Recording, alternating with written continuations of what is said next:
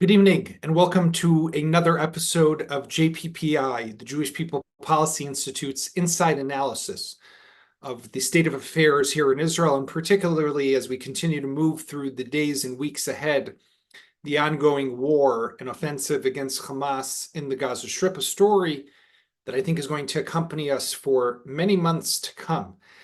This evening, I'm joined by Shmuel Rosner, what I like to call the jack of all trades, a senior fellow at JPPI, and we will be joined shortly also by former Ambassador Avi Gil, another senior fellow at the Institute, who is also a former Director General of the Foreign Ministry. We want to talk about the day after scenarios of what we should be looking for, what are the possible options, and what exactly it is that Israel wants to see happen. But before that, I did an interview earlier with Matti Friedman, somebody that Shmuel also knows well. Shmuel was the editor of the Hebrew version of some of Matti's books, but Matti, most recently, I've read all of his books, all fantastic. The Aleppo Codex, Pumpkin Flower, about his time and period in Lebanon as a soldier. But his most recent book is Who by Fire, which is a story of Leonard Cohen during one of Israel's other surprise wars, the Yom Kippur War, and how Leonard Cohen came here, the famous songwriter and performer, and performed for Israeli soldiers at the time. We didn't talk about Leonard Cohen, but we spoke more about an article that Matti had written recently for the Free Press about basically how Hamas knew what it was doing all along, and how we were the ones who were not only surprised by what happened on October 7th, but also with the reaction of the world, of course, to everything that's been going on. So here's Matti Friedman, and then we're going to have a discussion with Avi and Shmuel. Matti, it's great to have you with JPPI. Thanks for joining. Thanks for having me.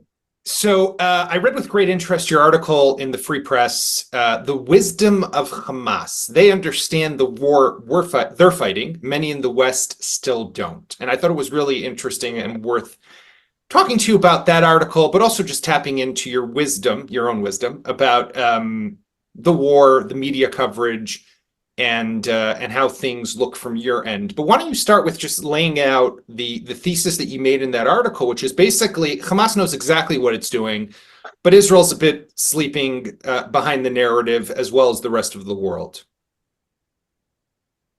Right. So there are, I think, a few different things going on here. One is this actual war that we're fighting in Gaza, which starts on October 7th, and the outcome of which we'll see what happens over the next couple of months. But there's obviously something much bigger that's happening in the world, and it's something that is being felt outside Israel. In some ways, I think it's being felt by Jewish communities outside Israel more than we're feeling it here in Israel. So obviously something has really changed, and one of the things that we're discovering is that Hamas has a great deal of support, certainly across the Middle East, but increasingly in the West. And I think it's important to understand that Hamas is smart. It's not a stupid organization. And I think we have to kind of try to appreciate what they think they're doing. And if we look at the state of the world 3 months into this war, I think we can appreciate that Hamas understood many things that we did not understand. And one of the things they understood was the amount of support that they have. They don't see themselves as fighting a war against Israel necessarily, or a war to free Palestine. They don't really use the language of free Palestine, and they're not fighting some kind of tactical war for short-term gain. If you look at their text and just listen to what they say, they see themselves as fighting a war that's religious in nature and kind of global in scope. And the enemy in that war is not Israel, it's Jews. And I think we have to take that seriously. And if we do, then we understand why they have so many allies, why an organization that carries out an attack against Jews will actually find many people supporting it. And that, I think, helps us solve what I think is one of the most interesting and strange and mysterious aspects of October 7th, which is, why does a historic massacre of Jews trigger protests not against the people who carried out the massacre, but against Jews? And this happens long before the Israeli response gets underway. So the piece is an attempt to put the pieces together.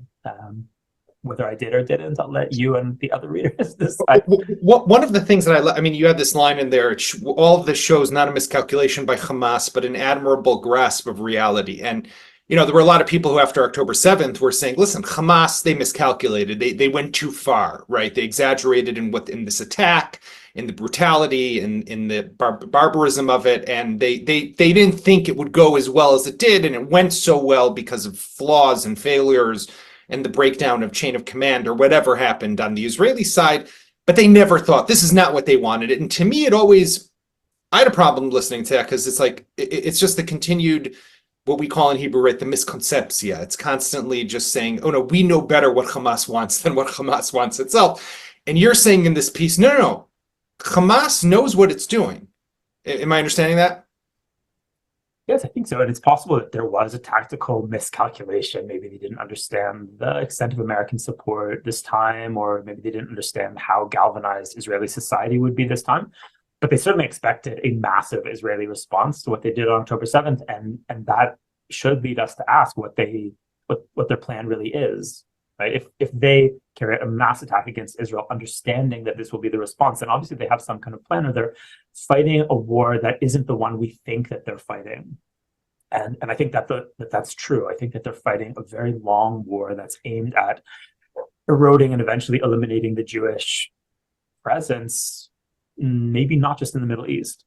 And they've said that quite explicitly. If you go back to their charter from the 80s, the charter is not solely concerned with Israel. They explain in the charter that Jews are responsible not just for the First World War and the Second World War, but also for the French Revolution and the Russian Revolution, and that they operate through international organizations like B'nai B'rith and the Rotary Club. That's in the charter. And they peddle drugs. And it says in the charter, our war against Judaism is long and serious. I think more or less that's the quote. That doesn't sound like an attempt to create a democratic Palestinian state or any kind of Palestinian state. Clearly, they see themselves as fighting a war against an evil that is represented by Jews and by Judaism, and Israel is one manifestation of it. But there are many others, and when you use that kind of language, you'll find a lot of allies. Many people in the world, maybe billions of people in the world, see themselves as being in some way at war with Jews. And that includes people who would see themselves as being on the right and people on the left. And it includes, Russian nationalists and Ukrainian nationalists. And it includes the majority of the population of Indonesia, for some reason, a country where there are no Jews. And it includes, British labor unions, and it includes the French left, and it includes the French right, and it includes people in many different societies that are seemingly unrelated and that are preoccupied with issues that seem unrelated. And yet they all agree that one of their main problems is Jews in some form, whether they call it Jewish bankers or whether they call it, the Jewish communities, or whether they call it the state of Israel. They seem to believe that one of the most important things they need to do is confront Jews. So when Hamas carries out an attack on Jews, there's this kind of mass applause worldwide that took us off guard, but didn't take Hamas off guard, because they understand that this is the world. And we didn't understand. So I think that in many ways they did understand the lay of the land better than we did on October 7th. And obviously I don't expect necessarily the solution on one leg, but the what could have Israel maybe done differently? I mean, one thing that comes to my mind, and I don't know that this would have solved that, but very early on in the conflict, I had friends who were reaching out to me, journalists, writers from around the world, who were saying, listen, you have to explain what you're doing. In other words, not you, Yaakov, but you, Israel. What is the end goal? And I said, my blood was boiling, as I'm sure yours was, and everyone else. I'm like, what are you talking about? Like this, that we have to defend it. They're massacring us. And it took me maybe a week or two to really wrap my head around this idea that if we don't articulate an end strategy, then the killing looks like it's just for killing, and the destroying looks like it's just for destroying. And sadly, that's where we are now, 80 plus days into this war. So I'm curious in what you're talking about, the grasping of the reality. What could we have done differently?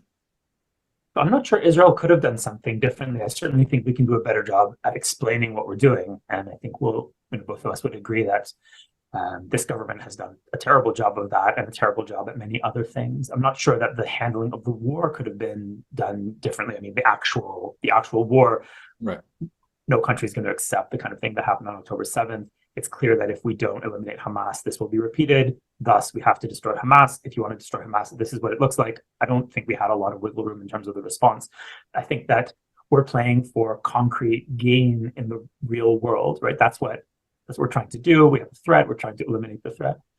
Zionism, I think, always operated that way. We went for short-term or concrete gain in reality. We're going to build this kibbutz. We're going to pave this road. We're going to plant this tree.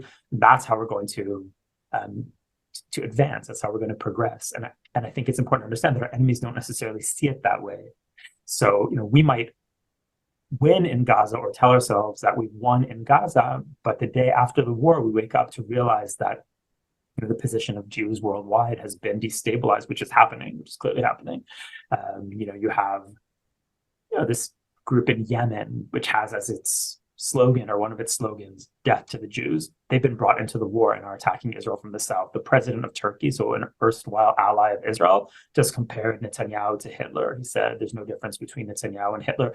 And all of that erodes Israel's position in the Middle East and the broader Jewish position globally. And that is a victory for Hamas. So if Hamas, finishes this war with devastation in Gaza, but a greatly weakened position for Israel, then that might be a victory for Hamas.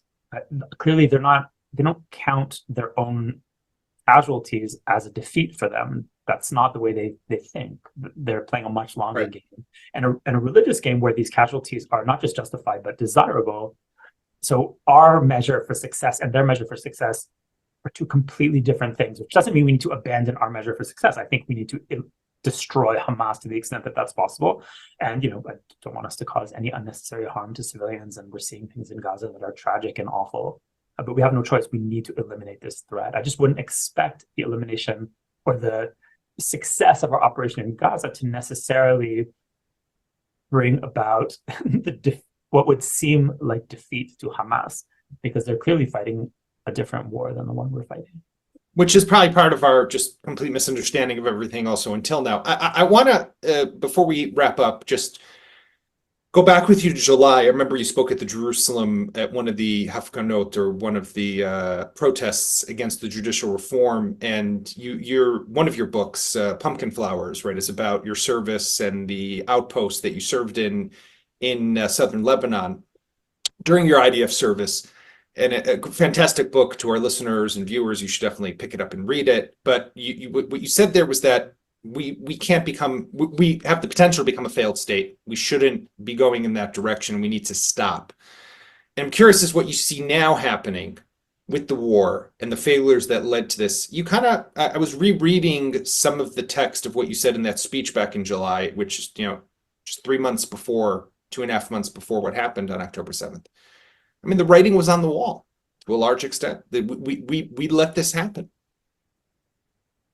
Yes, I think that's true. I mean, many of us saw it. We saw this disintegration of Israeli society, these cracks appearing in Israeli society, not just in Israeli society, but in the military. And a lot of pilots from the Air Force had declared that they were not going to show up to serve. The Air Force is now flying 24/7, and clearly the survival of the state of Israel depends on them. And they were so distressed by what was happening that they were actually not going to show up to serve. So we're at an incredibly dangerous moment. And it was obvious that our enemies were looking at this and seeing an opportunity. They thought it looked a lot like societal collapse in Israel, which is, of course, when you want to attack. And, the intelligence guys who obviously missed a lot of things didn't miss that, and they'd warned the political leadership that this was being interpreted as a moment of opportunity by our enemies, and clearly it was. And that's part of what happened. And we had this incredibly irresponsible leadership that had put matters of life and death for Israeli citizens in the hands of people who are completely incompetent. Not just extreme politically, but just incompetent people like Itamar Ben-Gvir, and there are others, and many of us were up in arms about it, and that's why I spoke at the protest, and I suggested that we were headed toward a kind of Lebanon-like situation where the state collapses into tribes and different sects that are at odds with each other. So officially you have a state, there is a country called Lebanon, but practically there is no country called Lebanon, and that's our neighbor. One of the funny things at the protest was that the slogans were about Israel turning into Hungary or Poland. the idea was that we were kind of sliding into kind of authoritarianism. And the Israeli liberal camp is so obsessed with Europe that those are the scenarios that they saw. Hungary and Poland, two countries that are members of the EU and which are very far away from here. When clearly the scenario that we need to worry about is our neighbor, which is Lebanon. It's part of the kind of the Europe-centric attitude of Israeli liberals. Like the dream of the 90s was called Oslo, the capital of Norway.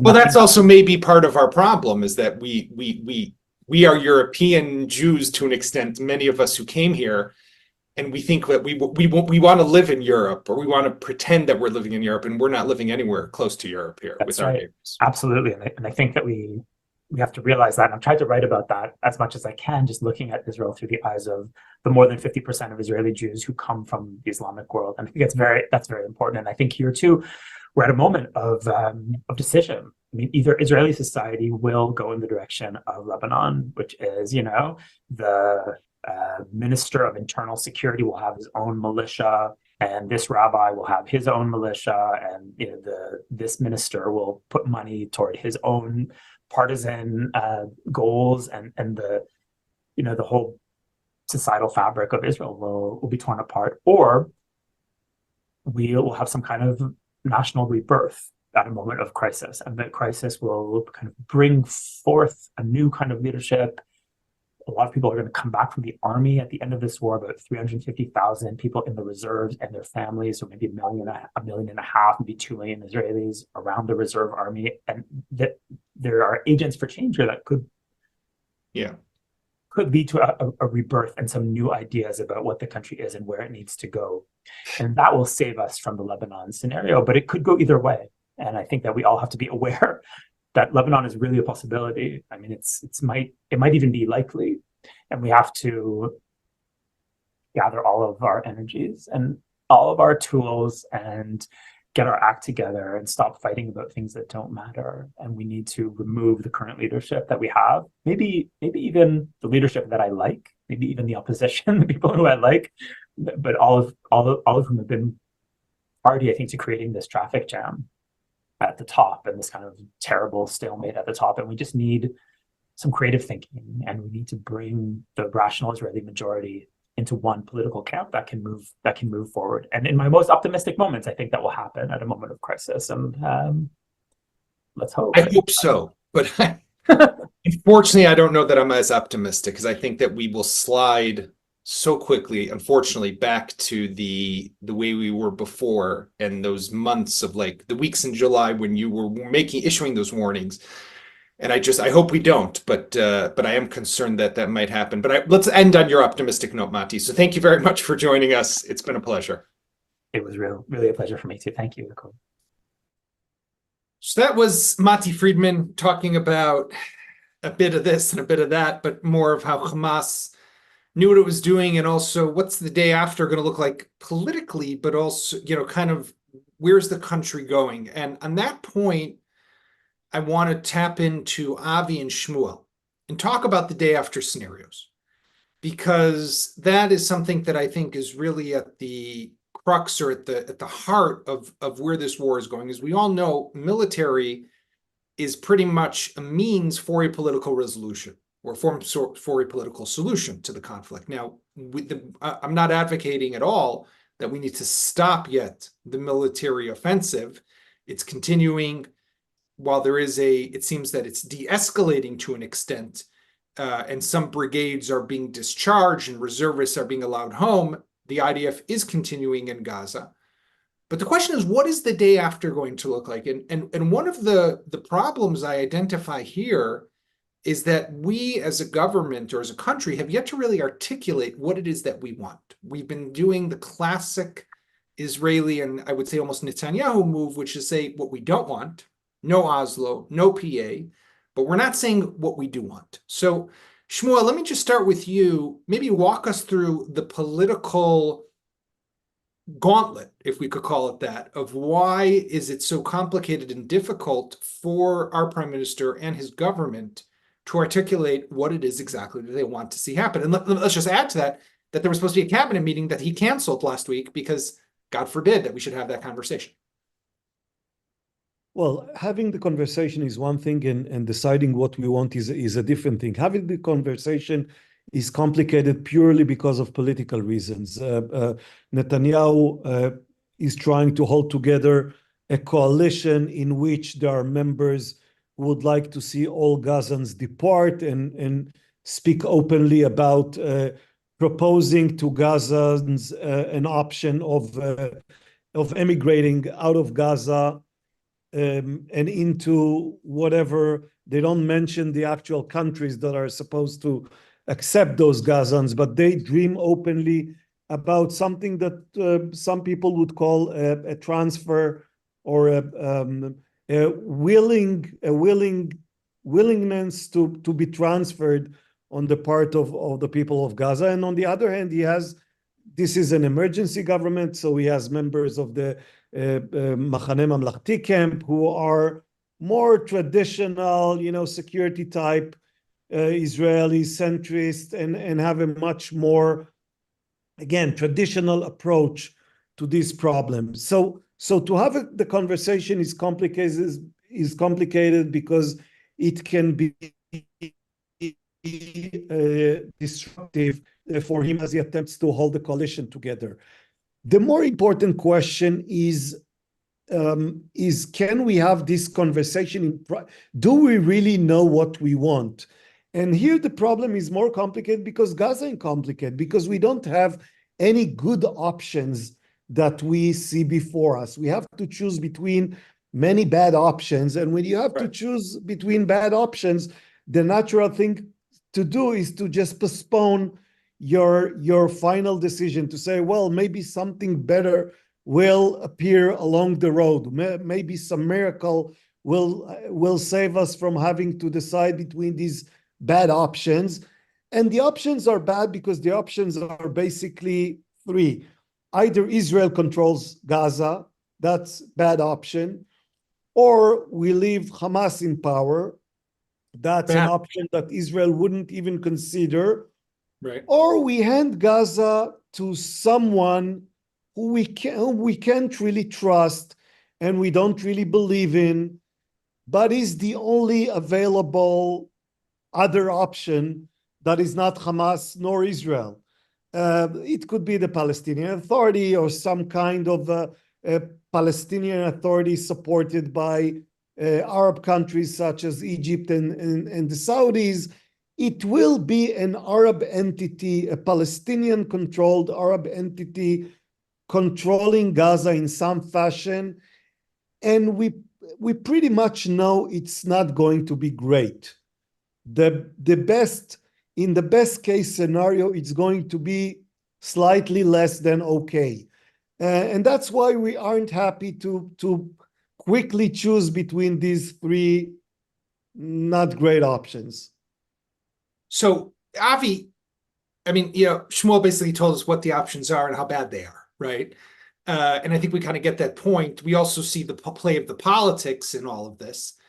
But what's been bothering me to an extent, and I'm curious what your thoughts are, is that by not articulating what it is that we want to see happen, it makes it look like we have no vision and there is only one option, and that is that we want to go back. And it doesn't help necessarily go back to Gaza. It doesn't help necessarily that there are figures within the coalition and within the government, ministers who are talking openly, discussing the possibility and the prospect of resettling the Gush Katif settlements that were removed and were disengaged from back in 2005. So the importance of articulating and presenting a vision and a plan is also meant to show the world and our allies, our key ally, the United States as an example, that we are not here just for the purpose of killing people in Gaza or destroying structures in Gaza, of course, out of self-defense with legitimacy. That's not my point. And it's not to resettle, but it is because we want to create better security. Well, look, the question of setting vision, what do we want, is very important because the vision that we are setting for the long run is dictating many parameters of the way we are behaving and others performing at this moment and in the midterm. Give you an example. if we want others to take care of the economic burden, which entails in, having 2 million people living in Gaza to sustain it, food-wise, energy-wise, medicine-wise, etc. If you don't want to do it yourself, then you need others to make it happen. Those others, so to speak, whether from the region or from the Western world, they are not going to do it unless Israel is declaring their vision, Israel's vision regarding the end game, basically a two-state solution. While throughout the journey, the long journey to that end, according to their perception, the Palestinian Authority, a revitalized Palestinian Authority, should be engaged gradually in this process. This is, by the way, the vision of President Biden and others. So Israel must decide what its vision for the future. And there are two options. One is, and it's not only with regard to Gaza, one is maintaining the Jewish nature of Israel, which means that we have to divide the land between us and the Palestinians, that we have to separate ourselves from the Palestinians. And the other option is a continuous occupation and ultimately an annexation, which is, in my view, the end of the Jewish nature of Israel. So we have to make a decision in that regard. And I know it's very difficult for the people of this country to engage themselves with this question at this moment. And it's impossible for the current government even to discuss it. It's difficult for the people of this country to have that conversation even when the blood is not boiling after a massacre the likes of what happened on October 7th. And the fact of the matter is, and I've long, cried, or not cried, but yelled out about this, is our indecision, right? I mean, we all know how many governments Netanyahu has led, that if he wanted to, he could have annexed all of the West Bank, but he decided not to. And he also decided not to separate. So there's always been this constant, I would call it more, we've made a decision not to make a decision. Well, kind of more of what Shmuel was talking about before. If I may react to what you've said, our policy of maintaining the status quo, so to speak, is a sort of a mirage, because during those many years of maintaining the status quo, for example, the number of Jewish settlers in the West Bank tripled itself, which means that every day which is passing, we are losing the option to separate the land and to maintain the Jewish nature of Israel. We have to be aware of it. Avi, I think you're 100% right. We do have to be aware of where we are, what exactly is the result and the price that we potentially will pay. But Shmuel, I do want to go back to you for a moment, because you do a lot of polling and a lot of surveys of what the Israeli public thinks and feels, and what the pulse is of where Israelis are in their mindset. And I think that there's no question that today, and whether Avi is right or wrong, that is a fundamental question that we could argue hours about. But let's even assume he's right. Let's assume that fundamentally, on a principled level, he's right. Israel has to find a way to separate. But that's not going to happen right now in the aftermath of October 7th. And I think that what happened as a result is that Israelis are saying, okay, of course we can never outsource our security. That is the big takeaway. We have to remain in control. We have to keep over the security umbrella, whether it's Gaza or now also the West Bank. But then we have the Americans who talk to us about the two-state solution. We hear it in Biden's comments. We hear it in Blinken's comments. And I think a lot of Israelis say to themselves, what are these people thinking? Like, it's totally detached and disconnected, right? So who is disconnected here? Are the Americans disconnected, or are the Israelis disconnected? Well, there is the third option. Both are disconnected. I must say that I am one of those Israelis who are somewhat perplexed by the ability of the American administration to speak about the two-state solution at this point in time, when the situation is not ripe for any such conversation. And whether Avi is right or wrong, and Israelis debated this question for the past 40 years, and will probably debate it for the next at least couple of years. This is not the time to convince Israelis that a two-state solution is what is on the offing. They are much more concerned with short-time decisions that they must make regarding Gaza and then the problem we have on the Lebanese border.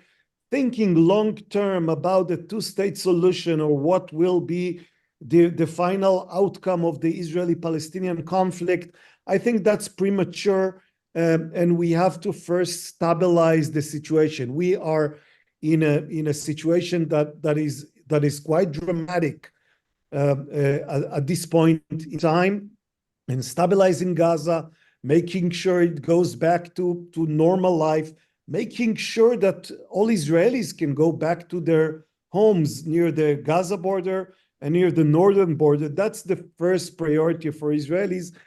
And hence, to talk about this long-term idea of a two-state solution, I think I understand why the Americans are doing it, but the more they do it, the more Israelis feel that these people cannot provide us with any type of mediation or assistance that is necessary for us at this point. On the other hand, Avi is right in the sense that, you know, we can think what we want about the ultimate necessary outcome for the Israeli-Palestinian conflict. One thing that we learned on October 7th is that ignoring it is not a good option. You know, thinking that we can just leave it on the sideways and forget all about it will not solve the issue and will not guarantee Israel with the security that it wants. So we have two conflicting emotions here. On the one hand, we only want to solve the security issue, and we don't at all want to deal with the long-term solutions for the Palestinian conflict. To be blunt, most Israelis right now, they don't much care about the Palestinians. They care about the security of the state of Israel, and that's it. But on the other hand, yes, there is a reality, and we must think about this reality. And although we've been hearing for the last 50 years that the situation in the West Bank is unsustainable, and it's been sustainable. It's been sustained. The unsustainable became sustainable. Yeah, yes. It's been sustained for so long. Ultimately, we will have to carve some type of vision for the future of the state of Israel and of the relations between Israelis and Palestinians on this land. Avi, we have a bunch of questions in the Q&A box. I want to give a couple of them, but I'm going to connect two of them. We have an anonymous attendee who's asked a few questions, but I'm going to connect the two of them together. One is, if Israel had different leadership, would the two-state solution as an eventual vision, would it become more possible for Israelis? Number one, and let's connect that to the recent op-ed in the New York Times, which was urging Biden to recognize the Palestinian state with the borders to be determined later. Is there any chance, do you see that happening under the current leadership of this president? Well, I think that the options of President Biden in the coming months, and this is an election year, we all must remember that, are quite constrained. So he can make declarations, which would be important, and he can take few diplomatic moves. But I think that, you know, and I must refer to what Shmuel had said, that you cannot deal with the current situation in Gaza what he termed, Shmuel, my friend, to stabilize the situation in Gaza without the cooperation of Arab countries and Western countries. Right. Now, if you don't have their cooperation, it means that Gaza in the day after is divided. I mean, the control of Gaza is divided between Hamas and Israeli occupation. This is the day after if you are reluctant to think about the day after the day after. If you are not ready to discuss the long term of what you want with regard of the Palestinian territories, if you disregard the big question, what to do with 5 million Palestinians, 3 in the West Bank, 2 in Gaza. Now, you don't need to commit yourself at this moment necessarily to a strict two-state solution, but you do need to commit yourself to a vision which put an end to the Israeli occupation someday in the future, and separation of Israel from the Palestinians. This is, I believe, this is necessary, not because we care much about the Palestinians, but because we want to maintain Israel as a Jewish, secure, democratic state. And the chance that Biden does something unilaterally? Well, he may do it. I guess that he would have internal consideration as well. But already he said that he is for two-state solution. He is against any territorial grab of Israel from Gaza. He's against blockade around Gaza. So he puts and is against disconnection of the West Bank from Gaza. So all these issues are in negation with the current Israeli government. And we shouldn't forget, for those who are waiting for the option of Republican presidency after the next election in America, that President Trump's deal of the century was in a way containing all the Oslo principles: a Palestinian state, territorial swaps, and safe connections, safe corridor between the West Bank and Gaza. So don't hold your breath in that regard. Although not the withdrawal of settlements and people who live in those, but you're right that it had the main principles. Shmuel, we have a question from our mutual good friend David Suissa, who asks, does Bibi have a conflict of interest given his personal legal troubles and the partners in his coalition? And can we trust that he's able and willing to make the right decisions? And, while David might think that we have a crystal ball into Bibi's head, we don't yet, but I'm sure that I was not trained as a psychologist. Yes. I can only talk about what I see, and clearly, what we see in Prime Minister Netanyahu is a prime minister who does not have the support of the trust of most of Israel's citizens. That's both unique, because usually when countries go to war, their leaders tend to get a boost in public opinion. They usually become much more popular and trustworthy in the eyes of their citizens. This did not happen with Prime Minister Netanyahu. There are many Israelis who feel that the time for Netanyahu to depart, to end his long term as prime minister, had come. There is still some kind of debate. There is about 70%, more than 70% of Israelis believe that Netanyahu should end his term as prime minister.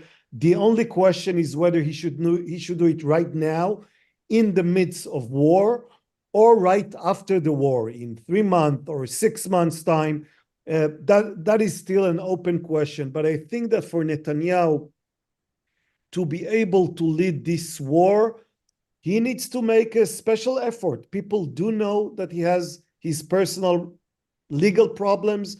People do know that he wants to cling to power when most of the public no longer wants him there. And thus they look at him with suspicious eyes and examine every move with the idea of him, with the possibility of him considering things other than Israel's best interest, and those considerations infiltrating his decision-making procedures. So I can't say for sure whether Netanyahu does or does not consider his personal affairs as he decides this or that.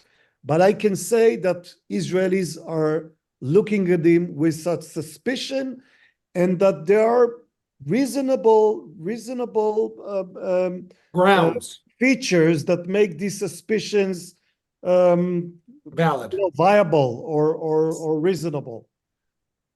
It is I was trying to be careful here. I heard. I could tell that you were measuring looking each for the word. right words. Yeah. But there's no question, and I think that we will all agree here that this level of suspicion is not healthy for a country, and that when we're, especially at a time of emergency like we're in now, in a time of crisis, we're at war.